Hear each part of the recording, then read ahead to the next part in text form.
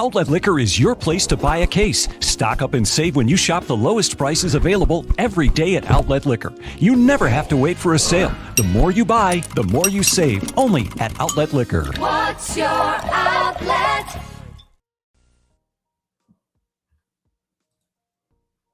Me? Not me yet.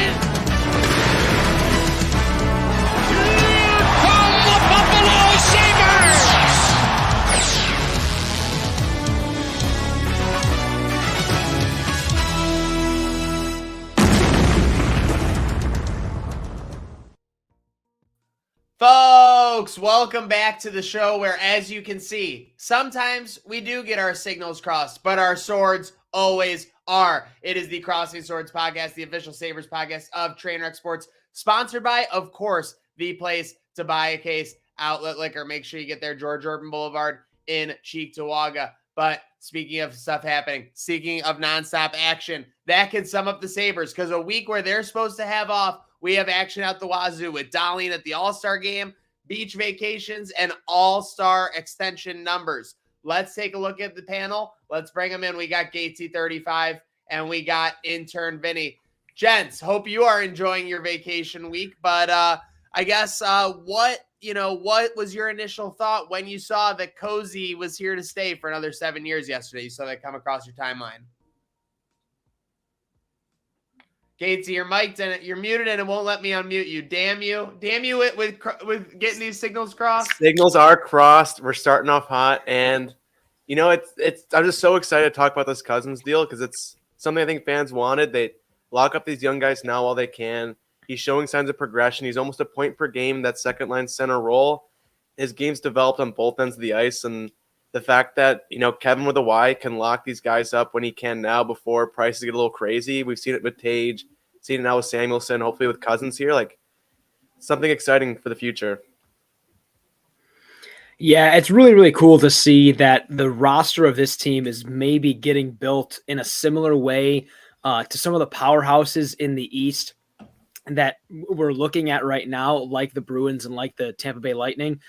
When you can start to see these things form, obviously no team is ever identical, but the fact that we're starting to set the blocks to maybe try to be set up like that over the next couple of years is very exciting to see sort of come to fruition where it hasn't done that in, almost a decade now.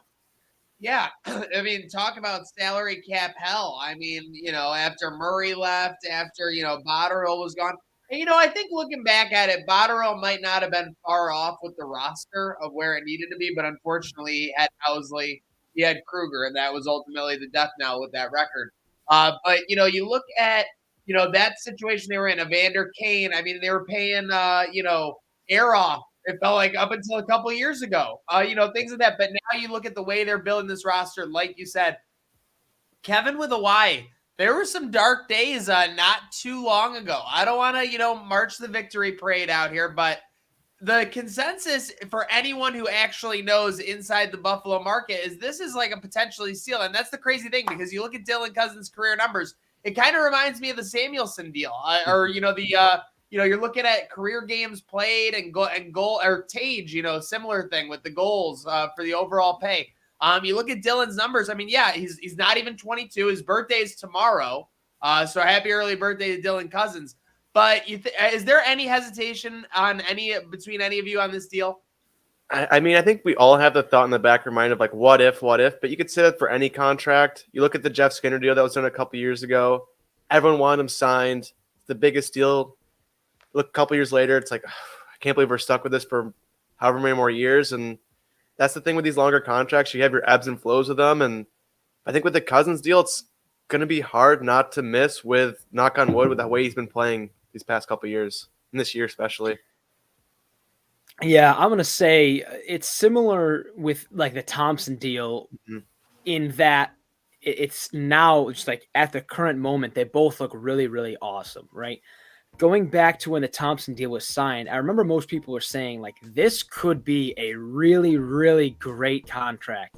However, at the time it was the off season, so you were looking at a situation where like if he doesn't come out and produce the way he did that year, like if it was just a fluke year, then you're looking at this was actually a huge mistake, right? Whereas now with the Cozens deal, you've seen him play relatively well last year, and he's continued to produce at a successful level this year. And you can see him continuing to do that for the rest of the season, and then he's earned that contract. I don't like comparing to the Skinner deal because the Skinner deal was, again, a player finally produces on the Eichel line. At the time, you need to keep Jack happy because he is your franchise player. You're not just going to like let that player go. So you sign him to the contract you sort of have to sign him to. And of course you get burned because for the next 2 years, he's playing terrible minutes on a terrible line and he can't produce because his coaching staff is terrible.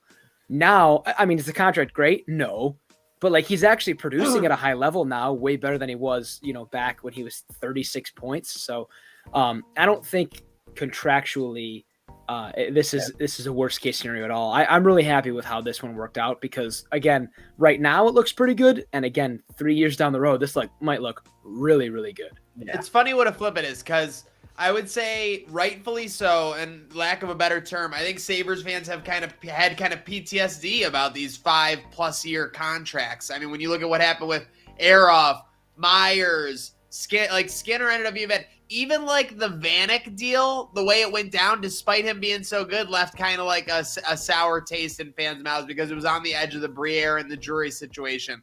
But yeah, you look at it, Cozens to me, I mean, he was shot out of a cannon his rookie year. I mean, it doesn't really reflect in his numbers when you look at him here, 4 goals, 9 assists in 41 games, but it felt like he was just constantly in the mix for a team that was never in the mix. Then last year, it felt like he was really getting a lot of scoring opportunities. And I said this with respect to him. He was playing with a mop out there. He was constantly in good scoring position, but he couldn't finish. And now this year, you're seeing the whole enchilada. Literally, you're seeing him in the mix. You're seeing him getting those scoring opportunities, and he's finishing with a flourish. So you love to see it. And to me, the funny thing about finishing with a flourish is it's exactly what Kevin with a Y is doing right now. To me, he is that guy. I mean, I don't want to, again, early returns are early returns. There's still 80% plus left on these Thompson, Samuelson, more than that, 90% plus left on these deals. But you have to think that the initial returns, when they're looking down the line now in the second half of the 2020s, that they're, salivating at what they might be able to do, with the Power contract, with the Dahlin deal down the line. And yeah, this is just a piece of that. So you love to see them building up. Really good article, by the way, by Joe Yerdon. And I'm talking about how the Sabres are building that roster and how it's not apparent. And it makes sense. I think if you're looking at this as a writer for the Edmonton Oilers, you're seeing a guy with 34 career goals get almost $50 million. Like, that's definitely a little crazy. That's a little crazy. But I think when you're the Sabres and that this guy is literally 21 years and 364 days old, and he's only going to continuously get better and continue to improve, I think there's a lot to be optimistic about. Yeah, it just keeps it exciting, and it's going to be not even a bit of a gamble. It's just, I think Sabres fans are happy with, even if Cozens almost plateaus a bit, it's going to be good. Yeah, if he hangs right around these numbers, like if he stops scoring right now, but if he paces the year out and then continues to just play at that pace, it's still a really good contract, assuming, of course, that the cap continues to go up. And now, obviously, we know that in the NFL, for example, the cap is going to continue to skyrocket, which is why, like, the Bills fans don't necessarily have to be concerned about the Allen contract because, like, eventually the TV deals are going to bail you. I'll use the word bail you out of that, but I mean, every good football team has a really good quarterback. The Patriots are debating on whether giving Mac Jones a $34 million deal. So right. You got to love where the Bills are at with Allen and that $45 million contract for sure. Right. So, but I just want to finish that off by saying the NHL is not in a great spot in terms of revenue and then just like fan interaction right now. So the only thing that concerns me is that if the cap doesn't move as much as it will in like other sports, like the NFL, for example. You might run into a spot where you're running out of money faster than you thought you were. But if anybody were to be in a good position and prepared for that, it would be the Buffalo Sabres because of how their roster is constructed at this current moment. But again, we can talk about like the lack of, streams and the lack of people tuning in and the broadcast ratings for the NHL. All of those things eventually sort of might lead to the league is getting, I'll call it, less popular. So you might need to be a little bit concerned about where that cap balloons or doesn't balloon to over the next couple of years. But other than that, if it continues along the trajectory it's supposed to, these contracts, especially even if Cozens plateaus, are going to look perfectly fine. And with the way the Sabres contracts are now, like even if the worst case scenario happens with the cap, the Sabres are looking incredible compared to so many other teams in the league. It's really a win-win for them. Remember when the Sabres didn't have a captain candidate that you could really get behind? Now you got Cozens, you got Tuck, Give one to everyone. you got Dahlin. I mean, there's gonna be no shortage of. I mean, this core. I'll tell you what. I mean, this is what you need. I mean, and again, you still got to hit, and these guys still got to continue to ascend. I mean, yeah, you would almost take. Like, what's the average year you would take from Cozens on this deal? Like, I mean, would you take 24 goals a year and 75 points a year? I mean, I think that's where he's at right now. He's almost a point per game. He's already at 7 goals. That would be plateauing for this year, for sure. But instead, he's 21 years old and probably only going to get better. 22 tomorrow, folks. Big day. I wonder what he's going to – I wonder if for his birthday, because he just got the new contract, how that offsets, right? Like normally when you get paid, you take everybody else out to dinner, but because it's your birthday, then everybody else takes you out to dinner. So just cancel, like everybody, like BYOB somewhere and figure it out. I don't know how that works.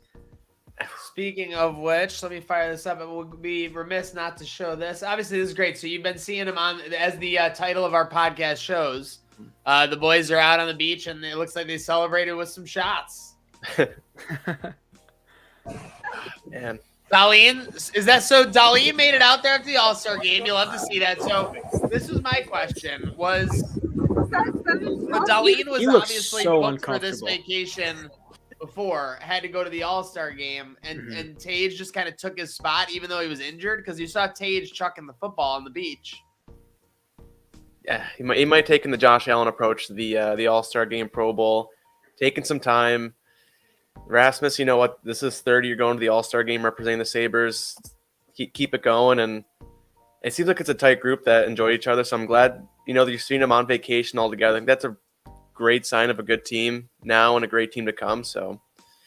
Wait, how the hell did we get to this unformatted thing that shows my home? Get the hell out of here. By the way, I got to get my big head in here. I got to get my big head presence going. By the way, exactly like you said, and I couldn't have said it better myself. It really is telling that these guys, not very much free time all year in their entire year, but they get 1 week and they're, vacationing. I hate to say it, but a certain number 9 couldn't wait to get to Turks and Caicos by himself in years past and take a week off. So, there's a big difference there. Whether you want to admit the effect it has or not. Speaking of the effect it has or not, by the way, shout out Chad D and Expected Buffalo on that Cozens extension news. Mm-hmm. It's a good jump to our next topic, by the way, seeing Dahlin on the beach.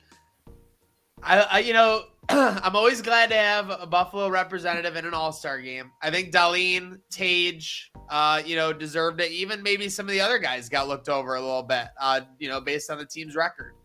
With that said, man, what a lame production. What did you guys think? To me, the one thing I could not stop thinking was that if you were turning into the NHL for the first time and this was like the All-Star game, you'd be like, I'm out on the NHL, because it just looked lame. Everyone looked disinterested. It did not look fun at all, was my take.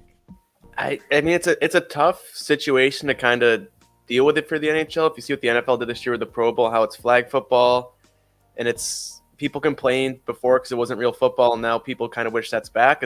You're not going to please people with this weekend. Get the kids happy. I think that's what they're really looking for to do. They're trying to grow their game, and I guess we'll see. I mean, I don't think we're the right clientele to decide if that's growing the game right now, because we're pretty locked into the Sabres and the NHL as a whole, but maybe this brought in some new fans to the sport. But Yeah. That's a good point, Gatesy. I'm going to piggyback off that by saying I think they're trying to grow to a certain demographic that I don't think that we really have a great connection to right now. So I don't know. I'd have to ask some younger NHL and sports fans to see if they enjoyed the All-Star festivities or if they even watched them. Like, I don't know if they were even able to see them or if they wanted to. To me, it felt like it wasn't even marketed all that well. They saw the clips on TikTok, Vinny. Don't worry. Well, I guess so. Again, like my point is like, is that really where? If the NHL wants that to be the case, right? Like you put all these festivities on and you just want the interaction on social media later, that's all well and good if that's what you're striving for and you set up your brand and your market plan to produce revenue off of that. But if your revenue plan is really contingent on you making broadcast money from the ratings of the actual live events and most of your interactions are coming from after the All-Star game on social media, like that's, again, like if that's not what you plan for, then that's a poorly executed plan. So I didn't think the All-Star game was even marketed all that well. I mean, I feel like I didn't really hear all that much about it. Like if somebody like me, who's a sports fan, has to go out of the way to figure out what time all of this stuff is happening, like that's probably not great because I feel like you're maybe I'm not looking in the right spots. I don't know. But I mean, with that said, I feel like you got to do a better job of marketing it to people who would even be a little bit remotely interested in watching. Because when your team is off for a week, the whole point is like, hey, my team's not playing hockey for a week. I want to watch sports. And sports is the All-Star game maybe. But it really wasn't the case this week. I had to go out of my way to find ways and the times to go and watch it. This is not just because this is the Dominator, but this is electric. If I was tuning into this and I was surfing the channels, I just saw people coming in nonstop on Dominic Hasek like this. I mean, come on. Yeah, like a little 10-puck in practice. You can't beat it. Just something quick like that, and I think it gets the most out of the players too. Yeah. Yeah. You see guys out there just having fun, which is great, but I think as a fan, I like seeing the best be the best in the world for a reason. I don't know if you need more incentives to make the players try hard. I think the modern game is so like I think there's and rightfully so, right? In all sports, there's an emphasis on health. I mean, you can talk about the NFL obviously with CTE and then a lot of other things regarding just players' health in general. The NBA with like star players being rested more, and then you have people like traveling to these games to see Jimmy Butler and he's sitting because he's got back soreness and all that. You can have all of these different conversations, right, about player health. And player health is a good thing because when you go to a game, I want to watch the healthy good players play the healthy good players. Like I don't want to go to a game and like, oh yeah, maybe my team wins because the other team's starting goalie is hurt, but like that's while it's a win, it's not, it's an asterisk, right? I want to see the good players beat the good play. Like I want to see the best of the best play the best of the best. And when you are doing things to sacrifice player health, then you're not doing that, right? But with that said, players, I think you need to find a balance where the All-Star game and these festivities matter, where players aren't just like, well, I don't want to get hurt or I don't want to do anything too ridiculous, so I'm just going to sort of scale it back. You want to make it fun and also make it competitive where like people are going to want to try for whatever comes at the end as a reward or lack thereof for winning or losing. And obviously you can go too far in the MLB All-Star Games case and end up having World Series home field advantage decided by the All-Star Game, which makes zero sense because of a one-year tie catastrophe. But with that said, the funny thing is I think that the NHL actually has it kind of figured out. You run it 3-on-3 where you're not really getting hits. Nobody's really like colliding or anything. So it's just guys skating fast. And all of them are only skating like 90 to 95% of the time anyway. And the skills competition. That's what everyone wants to see. But for some reason, I'm telling you, I was just watching. And during the skills competition, there was no like vibes of like the guys like laughing. Like you were like I know they did Crosby, Ovechkin, and Ovechkin's kid. But like I didn't see Crosby Ovechkin like having fun or whatever, like just stuff that you would think like you would really encourage with the All-Star game. So again, it's like you guys said, the NHL definitely has an image problem as far as building out. Yeah. And they're trying to work to combat that and obviously find a way, quote unquote. But yeah, I mean, if Bettman and Manfred think that they can just like Goodell their way like to the finish line, they're gonna get something like completely rude awakening for sure because they're not printing money like the NFL is. I'll say it now. The winner of the All-Star game next year, I think they have an open invite to come on the Crossing Swords podcast. I think that could be a great way to boost competition. Seriously. MVP next year has the invite to come. Yes, Yeah, MVP I is like the that invite to come, and the winning goaltender gets to go on Bacon, Egg, and Captain. Yeah. Speaking of a great opportunity, Sabres have a great opportunity in the second half of the season. What do we got? 30-plus games, 35-ish? It throws me off. We were talking about this in the pregame, that they have this break, and they're, like, losing games when they're already behind games. Like they're basically going to be playing at a rapid pace in the second half, huh? Mm-hmm. I think they have 32 games left of the season, and they're already 32. 4 games in hand on some teams for the wild card spot. It's crazy. Yeah, so the bad news is in the second half forecast, as a lot of writers have pointed out, basically these 2 or 3 days where teams have started playing, the Islanders have gone 2-0. Pittsburgh went 1-0, I believe, and I think maybe the Capitals went 1-0, but you still have games in hand, like you said. The only one that they're really beaten by right now is the Pittsburgh Penguins. If they win their next 2 games, they'll be in a spot above the Islanders and above the Capitals with a game in hand still. So the Sabres really control their own destiny. Again, like it sounds ridiculous to say, even think about it, with 30 games out, but that's something they really haven't done in recent Februarys. So with that said, we do this all the time before like a matchup against Connor Hellebuck or something. You're, Kevin Adams, you're Don Granato, you're this coaching staff, you're this, leadership committee. What is your focus in the second half of the season? Where is there an advantage to be had? Is it just staying the course? Like, what are you telling to these guys? What are you thinking behind closed doors? I mean, right now, so many people are saying the fault of the Sabres team is that they're young. They should use that to their advantage. They have so many games to be played, 32 games left in the season, and we see how this team does when they get hot. And you got these young kids that, we say they're kids. They've been playing this game for almost 20 years now, some of the younger ones, and I think they're poised to make that run here. There's a lot of guys on this team who've been here through some dark days in the franchise. I think they can really instill some leadership to not only what it means to the 23 guys on the roster, but the whole city of Buffalo as a whole on what not only making the playoffs would do, but maybe even going on some sort of run once they do get there. Yeah, I don't think making the playoffs this year is a make it or break it situation for the Sabres, but I think it'd be such a great opportunity to propel them forward so that they can have playoff success in the future. When you look at the way this team is constructed, they're not really a team that's built to make a long run in the playoffs, because they are incredibly streaky in sort of a bad way. They can get hot, but I don't think they can get hot in the way that you need to be in the playoffs. You need to be more physical, and you need to be able to grind out wins. You're not going to be able to win games 6-2 in the playoffs. Now, it might happen once. You might go out game 2, against Toronto, win 6-2 and go, oh, wow. But also... can you imagine coming back to Buffalo 1-1 against the Leafs? Yeah, I mean, that's probably best case scenario. You're more than likely going to have to go into the playoffs and face a team like Boston or like Tampa Bay that's so much better at playing that playoff hockey, and you're at a real disadvantage. However, even if you get swept or maybe lose 4 out of 5, you then know you get a taste of what it's like. To use a quote from the other guys, like, we've tasted that and we're now building apparatus, right? You go into the offseason and go, we now know what it's like. We won 1 game, okay? We now know what playoff hockey is like. Every team amps it all up a little bit. So then you get that experience and you go into the offseason, you go into next season and go, all right, like, let's get hot, let's get in with a better seed. So we're maybe playing a team that's less put together next year instead of just squeaking in and being the last team in.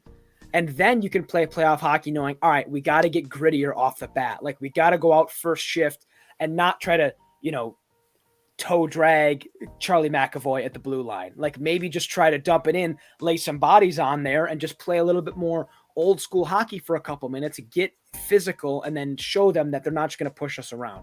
That's probably the more realistic outlook. But of course, you got to make the playoffs to really get a taste of what that's going to be like. Sitting at, just being that first team out would be a great step forward, but you're not going to get the feeling for the playoffs sitting on the couch at home.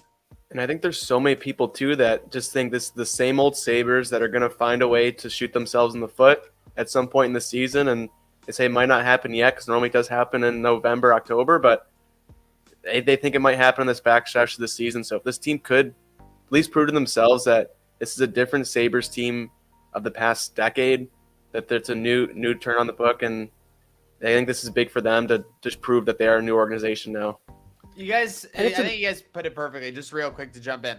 Like, playoffs is not like playoffs or bust if they don't make it or something. You know, Granado or Kevin are going to be in trouble. But it's exactly, and fans hate this because you got to compartmentalize both. It's almost exactly like the 2017 Bills. Yeah. If the Bills didn't make the playoffs that year, it wasn't like McDermott was going to be like, you know, shit canned or on the hot seat or whatever. But it's a great opportunity to get a ton of goodwill, get the monkey off the back, and really refocus the overall aim of the franchise.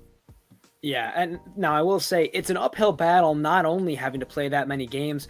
If you get caught in a rut, it's going to be a lot easier to lose a lot of games in a row now than it was at the beginning of the year because you might feel that extra pressure. You've got a lot more games jam-packed on, so you've got fatigue being added in along with the other effects of just that young, inexperienced nature that a lot of people are talking about with the Sabres. Now, with that said, the other factor and variable you have to consider is the teams you're going up against are those teams with playoff experience. The Pittsburgh Penguins are a team that aren't really as good as they were 4 years ago. However, playoff Sidney Crosby and playoff push Sidney Crosby is a different animal than regular season Sidney Crosby, right? Annoying. The Washington Capitals, 3 of their best players have played less than half of their games right now. Tom Wilson's only played 8 games, and I'm just looking at TJ Oshie's only played 35. Nicholas Bastrom's only played 10. So when you're looking at this team that's like you're trying to chase them, they're getting 2 of their more talented players back into the lineup here in the more important times of the season. So, I mean, it gets harder for you, not to mention the Penguins with a lot of experience on that team. I mean, that's an old roster, but that they've got a lot of experience. And then the Islanders, same thing. That's a gritty team that can win tight, close games when they need to win them. Now, it's not Barry Trotz, but I mean, still. This is very troublesome, guys. You're saying you make great points. To hell with your diligence. I'm not very excited about it. But speaking of which, goalie outlook in the second half. It's obviously the biggest concern. Like you said, Sabres could easily get in a rut. There are 62 days between now and the end of the NHL season for the Sabres, and they have 32 games in that span. So they are averaging literally more than a game every other night. It's insane, and they're going to need goalie stability. Looking at it going into the break, Upi, he goal attended for 8 of the last 11 games. Are you thinking a similar forecast for the remainder of the schedule? Are we thinking a lot of Comrie early so we can get a lot of UPL late? What's the play? I think it's still going to be pretty UPL heavy, but not to the extent that it was. I think the big issue right before break was they're still getting Comrie back to game form after being out for so long. And I mean, I've been saying this for so long to slowly start phasing Anderson out, but every time I say that, he puts up monster numbers in that next game. So at some point, I'm going to be right with that. But if they can put him out there when he can and he plays well, I don't see an issue with running these 3 guys until the end of the year. By the way, Gatesy was referencing his last prediction, and then Anderson goes out and basically stands on his head against Dallas, holding them to 2 goals and winning for OT and for the Sabres. Go ahead, Vinny. Yeah, no, I was saying a similar thing in that I think that game I also predicted that Anderson's not going to be a goalie you can go out and depend on you to make 45 saves a game. And he went out, I think he had like 37 saves, which is, I mean, not that far off. You're right. So when you look at, was it 37? I meant you're right with your prediction. You didn't get 45 that night. Yeah. Okay. Well, hey, win some, you lose some. But look, when you look at the way the Sabres are probably going to plan for the end of this year, I'm assuming they're going to go something similar to the tune of UPL, Anderson, UPL, Comrie, Anderson, UPL, like do like a 2-1-1-1-2-1, if that makes sense, right? To merge 4 checking terms together. So let me get real quick then, boys. Give it to me. Give me the piece of the pie percentages for the remaining of the 32 games. Is it UPL 68 to 72%, depending on how hot he is, and then the rest is for them? Is it a little bit less? What are you thinking? If I was going to ration out, I would say every 3 UPL or every 4 UPL starts, you have 2 to Comrie, 1 to Anderson. I think that maybe 5 for UPL, something around those lines. I would definitely, I would want Comrie to see more than Anderson, but I mean, with the way this guy's playing, I feel like it's almost impossible to keep him out of the net because he just puts up great numbers once in a while. Yeah. You also want to factor in not only just like the being wrong about this, hopefully, but if a goalie does get injured, which you really don't want for any of the goalies, like it could be the goalie that whatever goalie ends up with the smallest piece of the pie in this thing, based on predictions, like even if that is the goalie to get hurt, you don't want this because then it just puts more strain on everybody else, right? But yeah, I mean, I think you're probably going to look at a situation. I wouldn't be surprised if Malcolm Subban plays a game for the Sabres before the end of the year, just because of how we've had bad luck so far, like with goalies for the past couple of years. I wouldn't be surprised. So I'm going to leave like a 5% of that puzzle piece. I'm going to leave that to Rochester goaltender is what I'm going to leave that as. You are a sicko. You are a sicko for that. I see, like, no, if I'm right, it's like, wow, he's a visionary. But if I'm wrong, like, nobody's going to remember this. I can't wait till April 13th, Fan Appreciation Day against Ottawa. Malcolm Subban in net. Sabres literally on the dotted line of a playoff spot. Yeah, I look, I think it probably will be something to the tune of, 67%. I wish I knew, like, if I could do the math real quick, which I can't because my brain doesn't work that fast. But like, if it's 67% UPL, 13% Anderson, that puts me at 80, 18% Comrie, and then, maybe 17%, and then 3% Subban.